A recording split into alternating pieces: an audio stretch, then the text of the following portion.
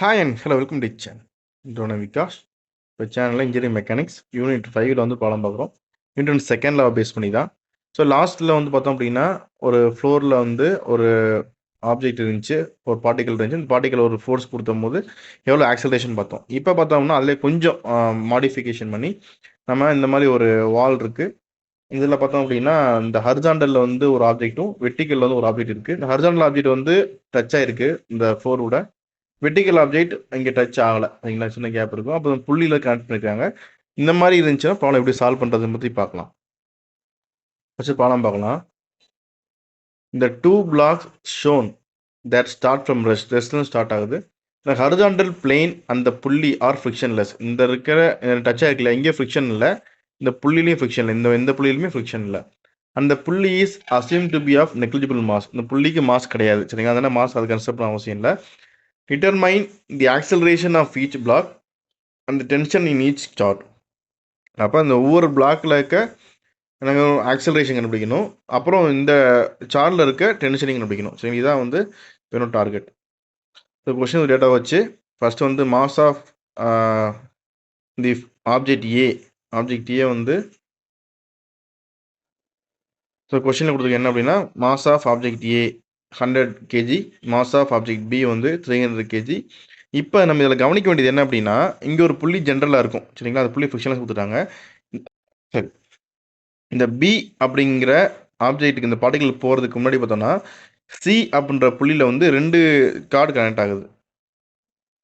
So இதில் பார்த்தோம் அப்படின்னா ஏ 100 kg இருக்குது, பி வந்து 300 kg இருக்குது. ஏலேருந்து டி புள்ளி வழியாக இந்த பி போகிறதுக்கு முன்னாடி சின்ற புள்ளியில் இன்னொரு கனெக்ஷன் விட்டு போகுது. அப்போ அது என்னதுன்னா இந்த 2 ரோப் வந்து ஒரு புள்ளியில் கனெக்ட் ஆகுது.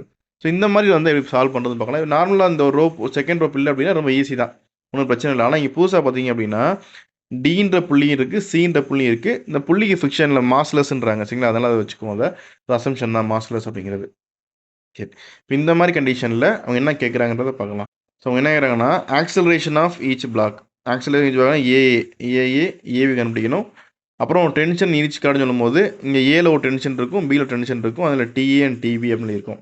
அது ரெண்டாக பிரிஞ்சு இல்லையா, 2 மடிப்பாக வருது இல்லையா, இது என்னன்றதை பின்னாடி பார்க்கலாம். நம்ம ஃபஸ்ட்டு நான் சால்வ் பண்ணணும் அப்படின்னா நான் ஃப்ரீ பார் டயக்ராம் வரையணும். So free body diagram of A அப்படின்னு வரையும் போது ஏ வந்து ஹரிசாண்டல் இருந்துச்சு இல்லையா, அப்போ வந்து ஹரிசாண்டல் பிளாக் இருக்குது, அதில் ஃப்ரிக்ஷன் இல்லை. அதனால் ஃப்ரிக்ஷன் அதனால ஃப்ரிக்ஷன் ஃபோர்ஸ் கன்செப்ட் அவசியம் இல்லை. இப்போ நம்ம என்னோட அசம்ஷன் என்ன அப்படின்னா, இந்த ப்ராப்ளம் சால்வ் பண்ணுறதுக்கு இந்த பிளாக் இந்த 300 வெயிட் வந்து கீழே டவுன்வர்டில் மூவ் ஆகுது, 100 வந்து ரைட் சைடில் மூவ் ஆகுது என்னோட அசம்ஷன். ஸோ இந்த அசம்ஷன் படி பார்த்தோம் அப்படின்னா இப்போ நமக்கு இங்கே ஒரு டென்ஷன் இப்படி ஆக்ட் ஆகும், அவுட்வர்டில் டென்ஷன் ஆக்ட் ஆகும். வெயிட் வந்து 109.81 வெயிட் ஆக்ட் ஆகும். அப்புறம் அந்த horizontal surface normal force act ஆகும். இது எதுக்கு ஈக்குவலாக இருக்கும் அப்படின்னா, மாஸ் அந்த ஆக்சலரேஷனோட ஏனால மாஸ் இன்ட் ஆக்சலரேஷன் ஏ ஆப்ஜெக்ட்னால ஏஏக்கு ஈக்குவலாக இருக்கும். இப்போ நான் அதை வந்து சால்வ் பண்ண போகிறேன். Summation of FX equal to MA. ஏன்னா தெரியும் நமக்கு எம்ஏ மட்டும்தான் எக்ஸல் ஆக்ட் ஆகுது.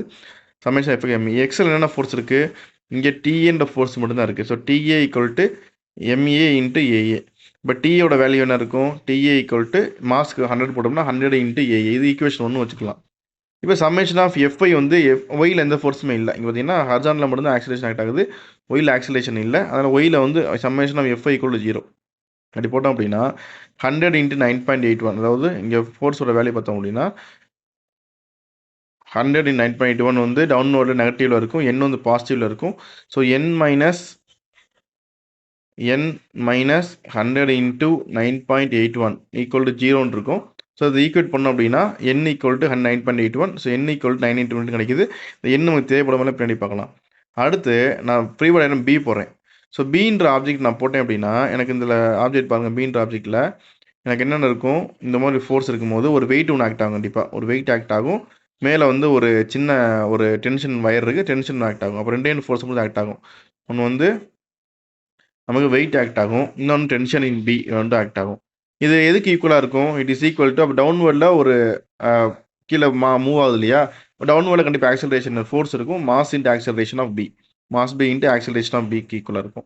இப்போ நான் வந்து summation of FI equal to FX 0வாக இருக்கும், எஃப்ஐக்கு என்ன வேல்யூவாக இருக்கும், FI equal to MB into ஏபின்னு இருக்கும்.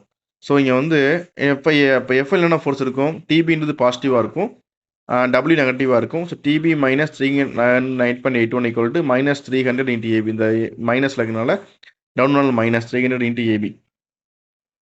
இப்போ அடுத்த ஃபீவோடைய புள்ளி கண்டிப்பாக இந்த புள்ளிக்கும் போடணும். நம்ம முன்னாடி ஆக்சுவலாக புள்ளிக்கு போட மாட்டோம். ஏன்னா இந்த புள்ளி வந்து அடிஷனல் சின்ன ஒரு புள்ளி இருக்குது. அந்த புள்ளிக்கு போடணும். புள்ளிக்கு நம்ம போட்டோம் அப்படின்னா இந்த மாஸ்லெஸ்லாம் ஒரு மாஸ் வெயிட் கன்செப்ட் அவசியம் இல்லை. ஸோ இது வந்து 2 ரோ போகிறது இல்லையா, ஏலேருந்து வரனால டென்ஷன் ஏ, ரெண்டுமே டென்ஷன் ஏ தான், ஃபிக்ஷன் மேலே இல்லை. அதனால இங்கே என்ன டென்ஷன் வந்து இங்கேயே இருக்கும். சரிங்களா? அப்போ டிஏ அது பிக்கு வந்து ஒரு டென்ஷன் போது இங்கே டிபி. இது நம்ம கரெக்டாக பார்க்கணுன்னா நம்ம தெளிவாக போயிட. ஸோ இங்கே பார்த்தோம்னா இங்கே டென்ஷன் இங்கே டிஏன்னு போட்டோம் இல்லையா, இந்த டென்ஷன் தான் இங்கேயும் ஆக்ட் ஆகும். ஏன் டென்ஷன் ஆக்ட் ஆகுது அப்படின்னா இந்த டீன்றதுல வந்து ஃப்ரிக்ஷன் இல்லை.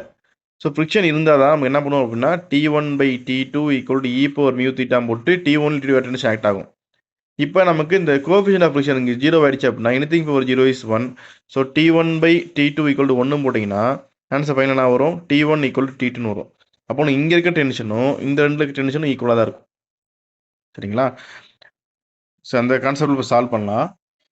So summation of FI equal to 0 அப்படின்னு சால்வ் பண்ணுறோன்னா என்ன இருக்கும், இங்கே ரெண்டு டிஏ இருக்குது. அப்போ டிஏ ப்ளஸ் டிஏ டிபி மைனஸில் இருக்கும், minus TB equal to 0. So 2TA equal to TB அப்படின்னு ஈக்குவேஷன் 3 கிடைக்குது. சரிங்களா?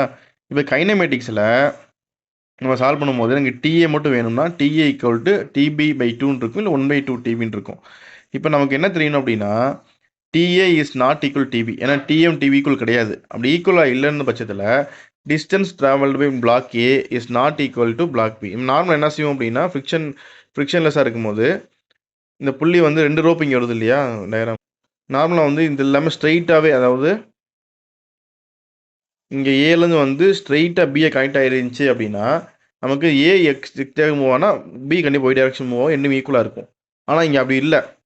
இங்கே ஒரு சி புள்ளி வச்சு அங்கே ஒரு வயர் என்ன ஆகுது, புள்ளி கனெக்ட் பண்ணிட்டு அதுக்கப்புறம் தான் இன்னொரு வயர் எடுத்துகிட்டு என்ன செய்கிறாங்க, பின்ற பிளாக் கொடுக்குறாங்க. அப்போ நம்ம என்ன சொல்கிறோம் அப்படின்னா T1 is not equal to T2. ஏன் ஈக்குவலாக இல்லை, அந்த TA is not equal to TB ஏன் ஈக்குவலாக இல்லை அப்படின்னா நமக்கு ஃபார்முலா இருக்குது 2TA ஈக்குவல் டு TBன்ற ஃபார்முலா இருக்குது. ஸோ இது ரெண்டுமே TA கண்டிப்பாக ஈக்குவல் டு TB கிடையாது. இப்போ இந்த மாதிரி கண்டிஷனில் இந்த distance moving of A is not equal to distance moved by B அப்படின்ற கான்செப்ட் நல்லா தெரிஞ்சுக்கணும் ஃபஸ்ட்டு. அடுத்து இன்னொரு கான்செப்ட் என்ன அப்படின்னா, அப்போ நான் இங்கே என்ன செய்கிறேன்னா ஒரு ரிலேஷன் கொண்டு வரேன். என்ன அப்படின்னா tension and displacement R inversely proportional. Tension அதிகமாக இருந்துச்சு அப்படின்னா டிஸ்பிளேஸ்மெண்ட் கம்மியாகும் அப்படின்ற ஒரு கான்செப்ட் கொண்டு வரும்போது எனக்கு டிஏ வேணும் அப்படின்னா TA/TB ஈக்குவல் டு இன்வெர்ஸ்லி ப்ரொபோர்ஷனல்னால, இது புக்கெல்லாம் இருக்காது, TA/TB இன்வெர்ஸ்லி ப்ரொபோர்ஷனல்னால TA/TB equal to XB divide by XA. XBங்கிறது displacement of block B, XA displacement of block A. ஏக்கு பி போடணும். So TA/TB equal to XB/XA.